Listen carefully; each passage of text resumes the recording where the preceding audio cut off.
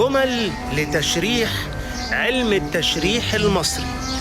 المعاميع هو المكان اللي في بطنك اللي بيتفرتك من الوجع لما بتضرب ب4 كبدة، الواحد منهم ب3 جنيه بس. اللباليب هي منطقة أعلى الفخذ الداخلية، وتعتبر منطقة مفضلة لقرص مامتك لما ما تعملش واجب العربي. الفسافيس هي بروزات جلدية حكاكة بتظهر نتيجة احتكاكك بجموع المترو الحاشدة في عز شهر أغسطس في غياب تام للمكيف. اللغليغ هي منطقة في آخر اللسان، شهرتها جاية من رغبة أبلة عفت فقطعها لبهجة الأباصيري.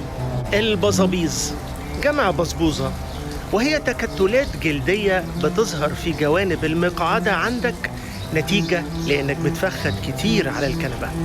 الفقافيق جمع فقفوقة، وبتظهر في صوابع ايدك لما بتفتكر انك الشيف حسنين وتدخل المطبخ وتحاول انك تطبخ رز محروق. الضرادير جمع دردورة، والمفاجأة ان هي اللثة، بس انا مش عارف مين المعقد اللي قرر يغير اسم اللثة بالضرادير، معقد قوي الحقيقة يعني. البقابيق هي حاصل ضرب صباع رجلك الصغير في رجلين السرير، خصوصا في فصل الشتاء.